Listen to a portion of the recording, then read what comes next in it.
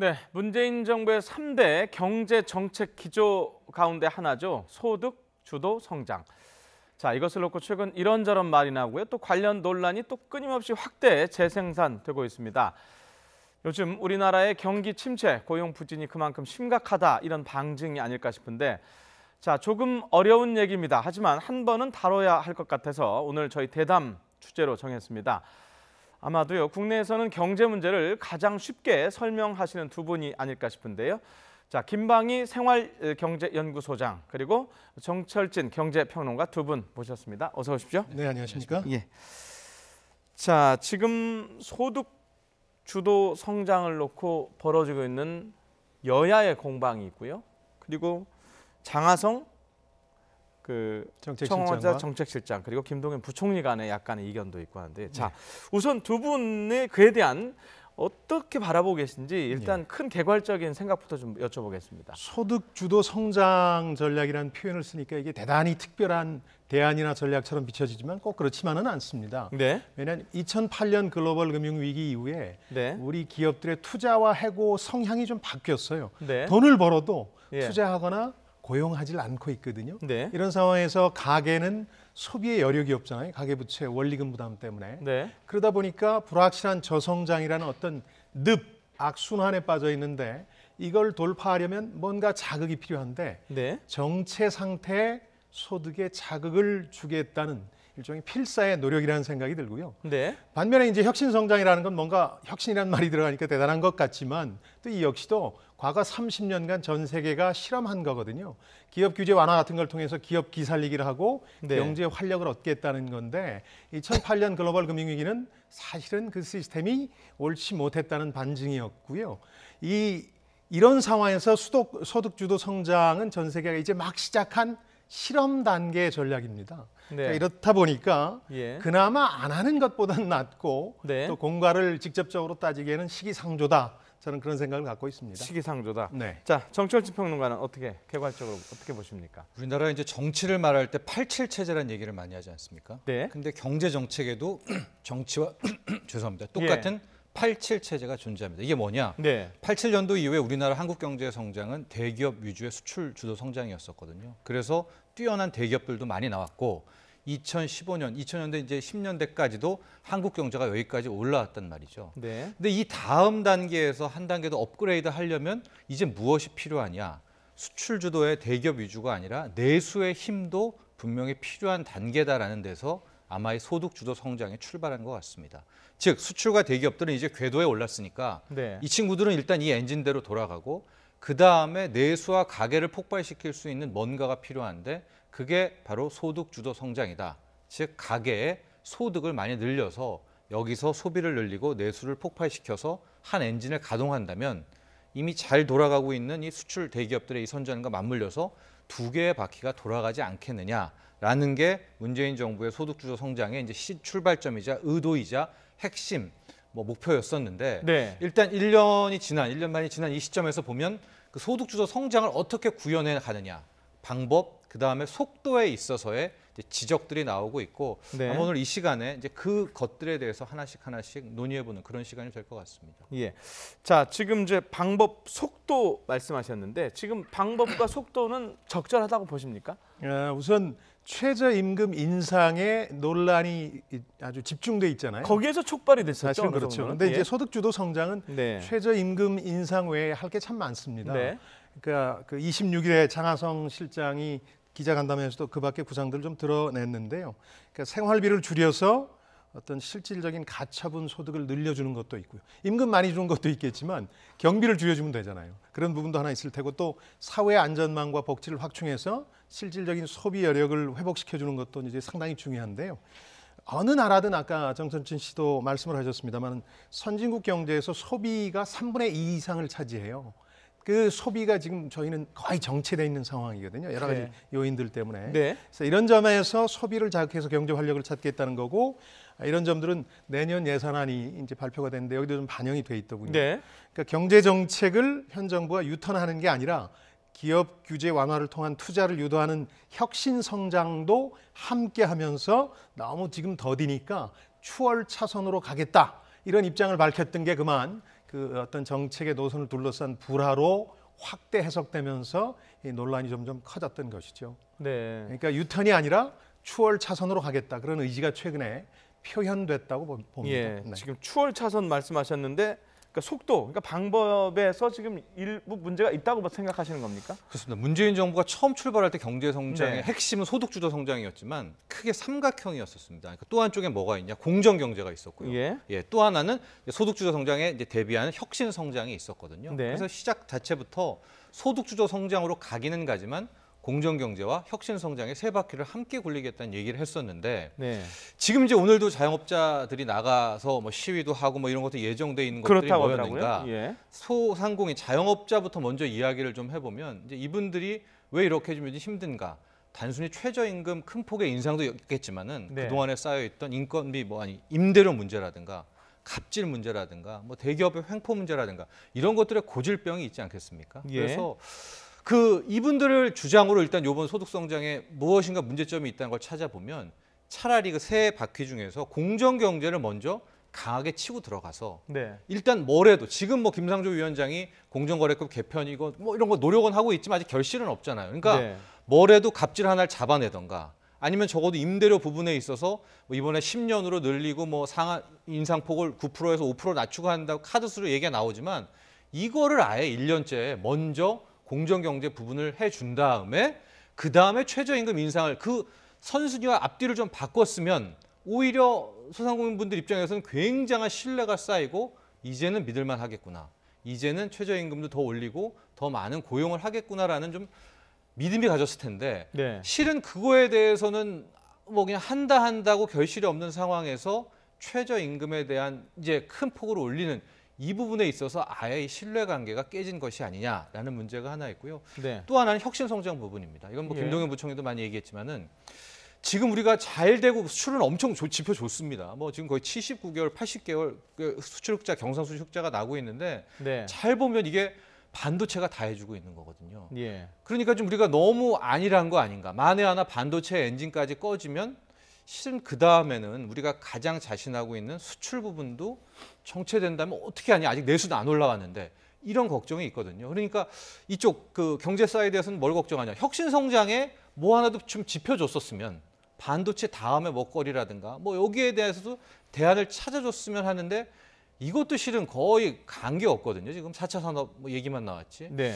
그러니까 방법과 속도 문제에서 이제 역공들을 받게 되고 이때 마침 나왔던 좀 다양한 뭐 소비 심리 지수, 소득 재분배 이런 계층 문제들이 불거지게 되면서 네. 지금 굉장히 많은 좀 불만이 쏟아지고 있는 게 아닌가 이렇게 분석합니다. 이게 실제로 예. 부모가 돌아가시고 직장에서 잘리고 연인이 떠나면 떠난 연인한테 모든 탓을 돌리고 싶은 게 인지상정이거든요. 네. 그러니까 경제에서 최저임금 인상 혹은 소득 주도 성장이 그런 측면이 좀 있어요. 네. 그래서 논란이 됐던 편의점을 예로 들면 네. 최저임금 뭐 1년여 만에 29% 올렸다고 그러는데 이게 추가 부담하게 된 금액이 한 서너 명의 알바생을 쓰는 편의점 같은 경우에 30만 원 정도거든요. 네. 그런데 신용카드 수수료는 170만 원 정도가 나가고 임대료는 한 500만 원 나가는 거거든요.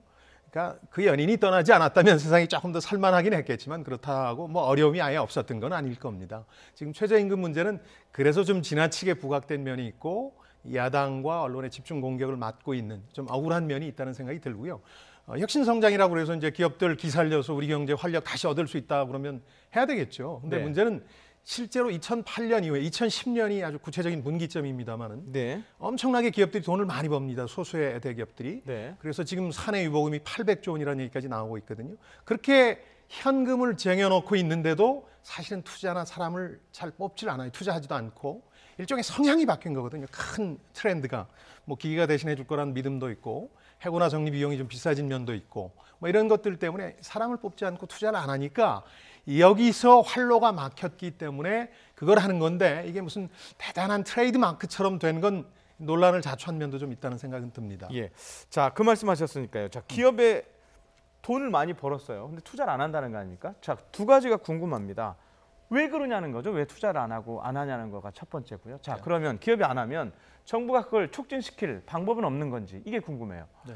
현재 왜 투자를 안 하냐? 투자해서 얻는 수익보다는 일단 현금을 더 보유해서 향후를 노려볼 만한 것이 더 많다라고 사적 섹터에서 기업들이 분석했기 때문이거든요. 예. 불확실하다고 보는 예, 거죠. 불확실하다고 예. 봤기 때문에 들고 있는 것이고 어. 그것을 기업에게 투자를 강요하라라고 어떤 강제할 방법은 현재 자본주의 사회에서는 없죠. 그래서 이제 그걸 여러 가지 방법으로 고민했던 거고 미국의 도널드 트럼프 대통령 같은 경우에는 이제 법인세를 뭐 어마어마하게 깎아주면서 돈 좀 풀어라 이렇게 한번 달래보고. 근데 이건 우리도 MB 정부 때나 박근혜 정부 때 했던 방법 아니었었습니까? 그렇죠. 이제 네. 그런 식으로 각 정부마다 그걸 유인하는 방법이 있는 건데 네. 현재까지는 뭐 과거 MB 정부, 박근혜 정부, 문재인 정부까지도 이 기업들이 나서서 투자를 촉진하고 고용을 크게 늘릴 만한 뭐라고 그래야 될까? 어떤 방법은 아직까지는 찾아내지 못하고 있는 상황입니다. 김동연 경제부총리가 대기업들을 이제 찾은 게 왜 논란거리가 됐냐면 네. 기업들의 투자와 고용을 이제 자극하는 행보라고 본인은 생각했을 텐데 예. 높아진 국민 눈높이에도 보기에 그게 너무 구태연한 방식이라는 거죠. 무슨 얘기냐면 이제 학부모, 학생들 네. 의견을 좀 청취하겠다 그러면서 가정 방문을 하는데 부잣집만 골라간단 말이죠. 그럼 네. 의혹을 사는 거죠. 네. 특히 이 두 혁신 성장과 소득 주도 성장을 대표하는 두 분의 생각이 약간 다른 네. 개혁 성향의 학자와 전통 관료 출신의 그런 어떤 흐름도 작용해서 두 일종의 경제 정책과 관련된 이견이 표출된 것이죠. 예. 자, 그 말씀하신 게 이른바 구걸 논란까지 그렇습니다. 됐던 그건데요. 예. 자, 어찌됐든 정부 입장에서는요. 대기업이 투자를 하지 않고 대기업을 끌어들이지 않고 혁신 성장을 이뤄낼 수 있습니까? 현재로서는 힘들고 예. 소득주도 성장도 사적 섹터에서 즉 기업들이 좋은 양질의 일자리를 고용을 늘리지 않는 한 실은 소득주도 성장의 한계가 있습니다. 왜냐하면 소득주도 성장이라는 게 가계의 소득을 늘려서 그걸로 소비를 촉발시키는 건데 네. 가계의 소득을 늘리는 방법 가장 좋은 것이 일자리 창출이거든요. 네. 근데 일자리도 어떤 일자리냐? 괜찮은 일자리입니다. 하고 거기에 가게가 이 정도의 일자리의 고용 안정성이라면 내가 돈을 써도 되겠다라는 확신을 주는 일자리가 필요한 것이거든요. 예. 그러니까 그렇다면 결국은 공적 섹터, 공무원의 일자리라든가 최저임금 인상분뿐만이 아니라 이제는 민간 고용에서의 뭔가가 나와야지만 소득주도 성장이 완성될 수가 있는 거죠. 자, 그 말씀 하니까요. 자, 장기적으로 봐서는 이렇지 않습니까? 지금 뭐 상황이 급하면 실업급여로 어느 정도 기간은 막을 수 있습니다. 예. 그런데 장기적으로는 이분이 실업 상태를 해소가 돼서 일자리를 갖도록 해야 되는 거 아닙니까? 그 일자리 창출 아닙니까? 이 과정이 같이 가야 되는 거 아니에요? 그렇죠. 근데 이제 지금 고용과 분배에서 문제가 나타나고 있고 최근의 네. 경제 상황 관련해서 가장 논란이 된 부분이거든요. 그래서 고용 문제를 먼저 말씀드리면 한 가지 간과하고 있는 게 정부 쪽에서 그렇고 공격하는 야당과 언론에서 간과하고 있는 게 예. 지금 정부나 청와대 장하성 실장의 뜻은 이제 곧 나아진다. 그 이유는 일부 구조조정이 벌어지고 있는 해운조선 자동차 구조조정이 연말이면 마무리된다. 그리고 소상공인과 자영업자들 상황이 지금 상당히 안 좋은데 네. 대책을 냈으니까 조금 나아지지 않겠느냐 이런 건데 저는 그 부분은 조금 더 시간이 걸린다고 봐요. 왜냐하면 예. 이 소상공인과 자영업자 문제는 최저임금 상승으로 논란은 커졌습니다만 실은 구조조정 단계 너무 많잖아요. 우리가 주요 선진국에 비해서 2배 가까이 되니까 이게 구조조정되는 단계에서 내수 침체 때문에 일자리 상황이 더 어려워진 면이 있어서 정부의 연말이면 괜찮아질 거다도 조금 낙관적인 생각이라는 생각이 들고요. 예. 지금 문제가 되는 건 일자리하고 분배죠. 분배는 이제 통계청장 경질 논란까지 불러일으킨 그 부분에 대해서는 조금 더 장기적인 추세를 봐야 된다는 생각은 들어요. 무슨 얘기냐면 네, 네. 한두 분기 그 저소득층 특히 소득 1, 2분위 소득 분배가 나빠졌다는 건데 이거는 그 가구 수를 넓히는 과정에서 왜곡됐을 가능성도 있으니까 한두 분기를 더 지켜보면 분배가 나빠졌는지는 좀 확실하게 얘기할 수 있을 겁니다. 예. 자, 이쯤에서 대통령 얘기를 잠깐 들어봐야 되겠는데 이 논란이 하도 많으니까 요즘 대통령이 이와 관련해서 언급하는 경우가 많은데 어제죠? 국무회의에서 나온 얘기입니다. 일단 들어보고 얘기 이어가겠습니다. 요즘 우리 정부의 경제 정책 기조, 특히 소득 주도 성장에 대한 논쟁이 뜨겁습니다. 저성장과 양극화의 과거로 되돌아가자는 무조건적인 반대가 아니라 우리 경제 정책의 부족한 점과 보완 대책을 함께 찾는 생산적인 토론이 되기를 기대합니다. 자, 지금 대통령이 이런 얘기를 했어요. 우리 경제 정책의 부족한 점, 그러니까 무조건 반대만 할 게 아니고 부족한 점, 보완 대책이 뭔지를 생산적인 토론을 좀 해달라고 당부했거든요. 자, 생산적인 토론 지금 시작 한번 해보겠습니다. 뭐가 지금 부족하고 뭘 보완해야 될지. 일단은 공정 경제를 다시 한번 좀 강화하는 게 어떨까? 아까 말씀하신 예. 공정 경제. 문재인 정부가 공정 경제를 가장 잘 할 수 있는 정부라는 그런 믿음들이 국민들에게 있거든요. 네. 그러나 막상 공정 경제가 좀 힘들죠. 왜냐하면 우리의 뿌리 깊었던 뭐 재벌 위주의 아직도 뭐 재벌 갑질들이 만연하고 있지 않습니까? 네. 근데 그것들을 좀 하나씩 둘씩 좀 깨는 모습들을 보여준다면 실은 거기에서 의외로 좀 촉발점이 나올 수 있지 않을까라고 해서 공정 경제 부분에 대한 좀 강화 같은 것들이 필요하다고 보고 공정 경제. 예. 이젠 신성장 동력을 말뿐이 아니라 뭔가가 나와야 됩니다. 제가 아까 반도체 얘기도 했지만 뭐 많은 전문가들에 따라 반도체 고점 논란이 있지만 저는 이미 반도체 고점이 정점을 지났다고 보고 있거든요. 근데 이 다음의 대안이 현재는 없습니다. 그래서 이번 내년 개편안에도 뭐 R&D 20조 투자 뭐 예래가 나오고는 있지만은 이 신산업에 새로운 신성장 동력을 키운다는 거는 정말 온갖 나라가 다 붙어서 뭔가 하나를 꺼집어 내야 되는 거거든요. 그러나 현재 구도를 보면 너무 반도체 위주의 경상수지 흑자에 정부가 안주해하고 있는 것이 아닌가 이렇게 보고 있어서 엔진 뭐 하나를 찾아야 됩니다. 이 반도체 다음 엔진을. 그러니까 소득주도 성장 못지않게 이런 거에서 빨리 좀 뭔가를 탈출구 마련해야지 계속해서 소득주도 성장을 놓고 논쟁만 가다 보면 다른 사이드 것도 가라앉고 그렇다면 더 상황은 좀 악화될 수 있다 이렇게 봅니다. 간단하지만 용어 정리 잠깐만 하나 할게요. 네. 어떤 분들은 공정 경제를 적폐청산으로 생각하시는 분들이 있거든요. 네. 이걸 공정 경제가 정부가 생각하는 공정 경제를 어떻게 표현해야 될까요? 우리 사회에 뭐 불합리들이 많이 있지 않습니까? 네. 가령 대기업이 현재 1차 협력, 2차 협력, 3차 협력에 대한 그런 태도 부분에 있어서 중소기업 사장님이 겪는 어려움들이 어마무시하게 많거든요. 그것은 네. 불법은 아니고 탈법도 아니지만 법 테두리 안에서 벌어지고 있는 일들. 이런 것들을 좀 많이 개입해 달라는 것이고 지금 거리에 나온 소상공인 분들도 뭐 지금 뭐 편의점 가맹점주 횡포 뭐 말할 리스트업된 게 수많잖아요. 수백 개잖아요. 근데 그것들 중에서 지금 정작 몇 개가 고쳐졌었을까? 그러니까 이런 부분의 강화인 것이죠. 근데 적폐라는 것이 약간 좀 이렇게 정치 성향을 띠는데 그걸 빼고 있는 그대로의 모습에서의 공정 경제 부분. 우리가 그동안 박근혜 정부, MB 정부 때에서 못했던 그 부분들에 대한 네. 뭐 그런 욕구인 것 같습니다. 시장 경제에 어떤 게임의 룰을 확립하자는 건데요. 예. 실제로 관행적으로 혹은 문화적으로 그 공정거래 질서가 무너져 있다는 반증이기도 하죠. 그런 용어들이 나오는 것 자체가. 네. 근데 저는 두 가지를 주문하고 싶은데요. 예. 생산적인 예. 논쟁으로 진화하려면 첫 번째는 이게 워낙 세계적으로 검증되지 않은 실험이에요. 네. 우리가 어떻게 보면 좀 앞서서 실험하는 면도 있기 때문에 네. 이 소득 주도 성장이란 말이 여러 가지 오해와 불신을 불러일으킬 소지가 다분히 있다는 걸 인정해야 돼요. 근데 우리 정부가 너무 이게 많은 결과물을 단기간에 내놓을 거라는 기대를 높여놓은 면이 있어요. 그거는 좀 반성해야 될 부분이고요. 예. 이게 이제 소득 주도 성장이라는 게 아까 그 큰 악순환에서 빠져나와서 다른 선순환으로 돌아가는 거기 때문에 꽤 시간이 걸립니다. 그러니까 공부 못하는 학생이 영 성적이 오르지 않으니까 공부 방 분위기를 바꿔줬는데 성적이 언제 오르냐? 꽤 걸리겠죠, 시간이. 소득주도 성장은 그런 거라는 세계적으로 이제 막 시작된 실험이라는 걸 이해해 주셨으면 좋겠고 심지어는 이걸 주도했던 관료들도 그런 개념 없이 지나친 홍보를 한 면이 좀 있어요. 두 번째는 최저임금 인상뿐만 아니라 임금이 주도하는 성장 말고 네. 지출을 줄여주는 가처분 소득을 늘려주는 그러니까 뭐 통신비라든가 의료비, 사교육비 이런 걸 줄이려는 노력도 같이 해야 된다. 그러면 실제로 내 임금이 올라간 효과를 가지는 거니까요. 그다음 마지막으로 사회 안전망 확충과 복지 부분은 좀 예산안에 많이 반영이 돼서 그런 건 반가운 소식인데 이런 것들 하고 같이 가야 소득 주도 성장이 진짜 공부방을 바꾸는 효과가 있다. 이런 생각이 좀 듭니다. 이런 논의가 좀 됐으면 좋겠어요. 예. 자, 이 관련한 마지막 질문 좀 드려야 될 것 같은데, 자, 장하성 정책실장하고 김동연 부총리 간의 어떤 뭐랄까요?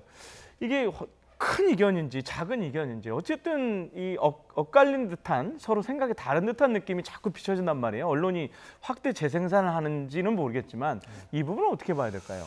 글쎄요. 근데 이제 책임론이라는 것을 좀 보면은요. 책임론. 네. 장하성 실장은 뭐 서로 간에 얘기도 했지만 스텝입니다. 즉 네. 아이디어와 보조를 하지만 책임은 경제부총리 컨트롤 타워인 김동연 부총리가 갖고 있거든요. 네. 하고 김동연 부총리 스스로 장하성 실장은 스텝이라는 얘기를 했고 네. 장하성 실장도 본인은 스텝이라는 얘기를 했었거든요. 네. 그렇기 때문에 서로 의견을 주고받는 엇갈림은 있을 수 있지만 마지막에 큰 책임, 마지막에 주도권은 김동연 부총리가 쥐고 가는 게 맞습니다. 근데 지금 모양새를 잘 보면 많은 국민들도 느끼고 있는 것이 네.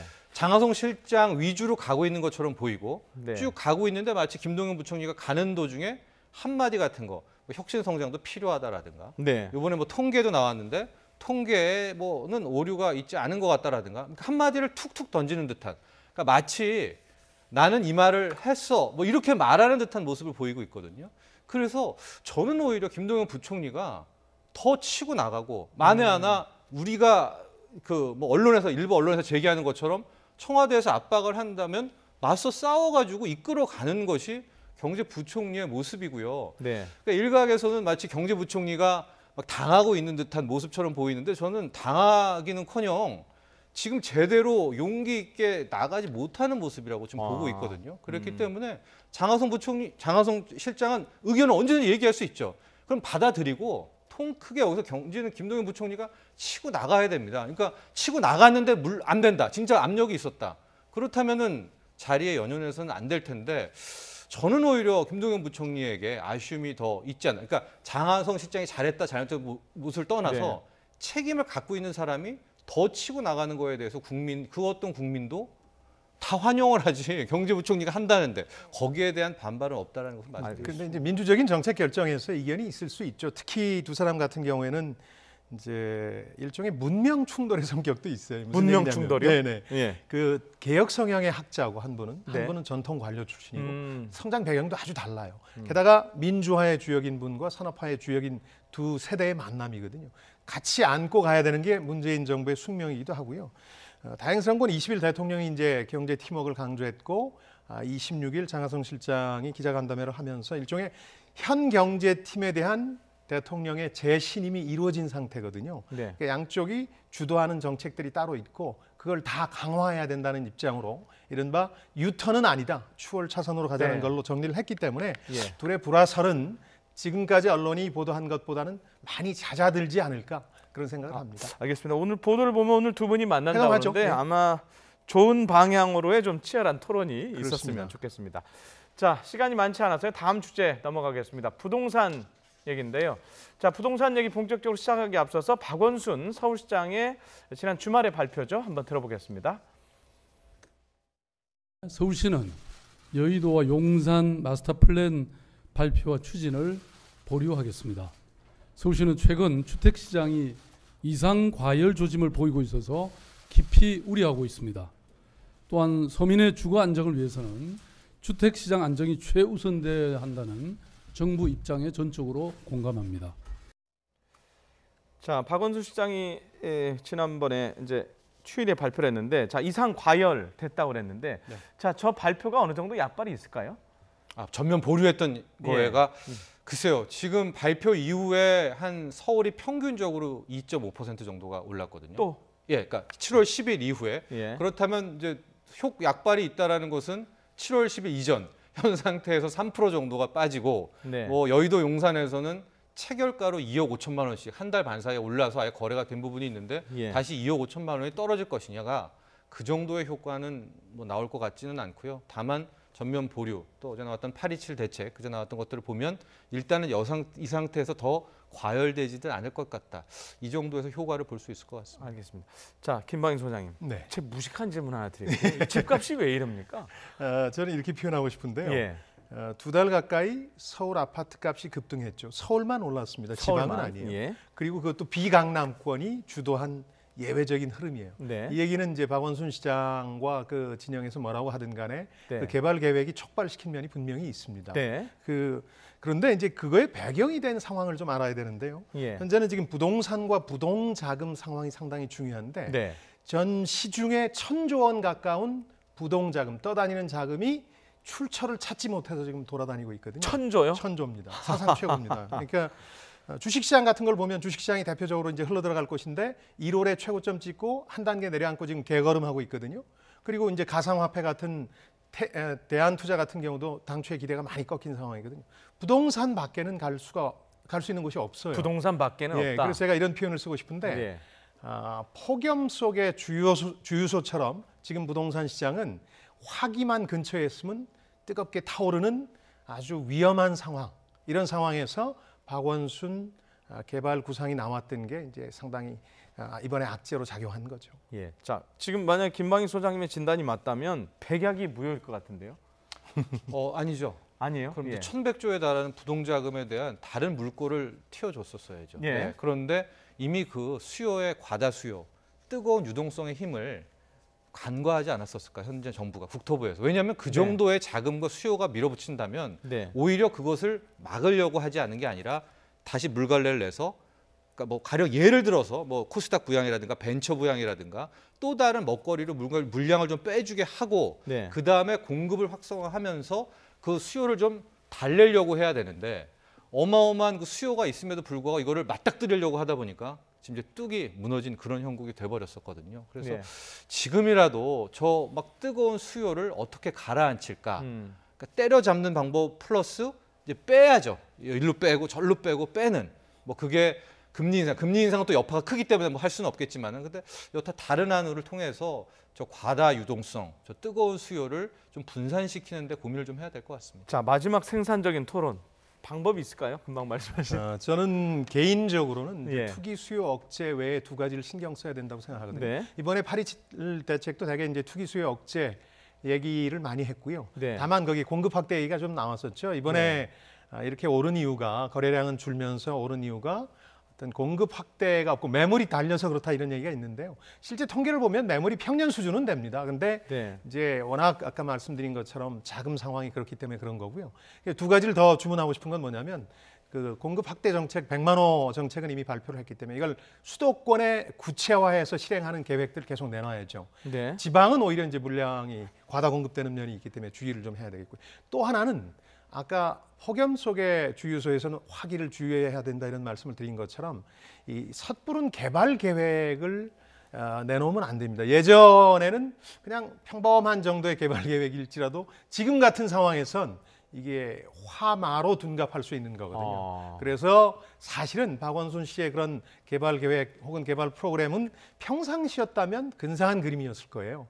아마 강북 옥탑방 체험 같은 걸 통해서 그런 기분으로 던졌겠죠. 그러나 지금 상황이 워낙 유달리 독특한 상황이기 때문에 이 개발 계획에 대해서는 정부나 지자체가 상당히 신중하게 접근해야 될 것으로 봅니다. 그 두 가지를 주문하고 싶고요. 예. 10월에 DSR이라 그래서 한 개인의 빚을 통으로 은행이 관리하는 시스템이 도입되기 때문에 투기 수요 억제도 그 부분에서 이제 많이 잡히리라는 예상은 해봅니다. 예, 알겠습니다. 혹시 박원순 시장이 서운해할까봐 박원순 씨가 아니고 박원순 시장으로 제가 좀 바로 잡도록 해주시죠. 하겠습니다. 자, 소득 주도 성장 그리고 부동산에 대해서 저희 나름대로는 생산적인 토론을 해봤다고 했는데 어떻게 들으셨는지 모르겠습니다.